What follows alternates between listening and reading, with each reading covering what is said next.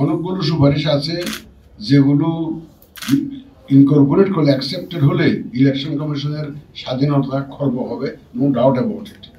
এইখানে কোনো সন্দেহ নেই, আমরা একদম নিশ্চিত যে এই ইলেকশন কমিশনের স্বাধীনতা খর্ব হবে। যেমন আমাকে যদি পার্লামেন্টারি স্ট্যান্ডিং কমিটির কাছে যেতে হয়, তাহলে আমার স্বাধীনতা থাকবে কোথায়?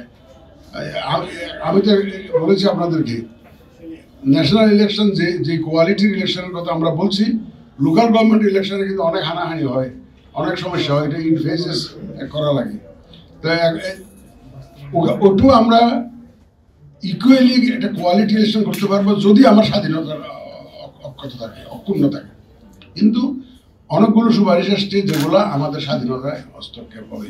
সুতরাং এটা তো বললাম। আর দ্বিতীয়ত, জনগণকে নিয়ে যে আগানো, আপনি কি কোনোদিন মারামারি করেছেন? আপনি তো কোনোদিন করেন নাই, ওনারা কি কেউ কোনোদিন করেছে? যারা যারা মারামারি করে না ইলেকশন কেন্দ্রে, আমি তো সেই জাতীয় লোকজনকেই একত্র করতে চাই, সাধারণ মানুষকে একত্র করতে চাই। There are very handful of people যারা এই ধরনের কি বল দুর্বৃত্ত শ্রেণীর লোকজন যারা ভোটের সেন্টারে গোলমাল করে। যখন দেখবেন যে ওরকম পলিটিক্যাল ব্যাকিং নাই, সরকারের ব্যাকিং নেই, আগে যা হয়েছে বেশিরভাগই তো সরকারি মদত হয়েছে এই সমস্ত। সুতরাং এখন তো সেরকম পরিবেশ না। ধরো আমরা যদি এই দেশে একটা ব্যাপারে মানুষের ঐক্য আছে 100%, আমি একজন ব্যক্তিও পাই নাই যিনি বলেছেন যে আমি সুষ্ঠু নির্বাচন চাই না। শতভাগ মানুষ সুষ্ঠু নির্বাচন চায়। আমি তাদেরকে তো আমন্ত্রণ জানাচ্ছি সুষ্ঠু নির্বাচনটা করার জন্য এগিয়ে আসুন, আমাকে হেল্প করেন।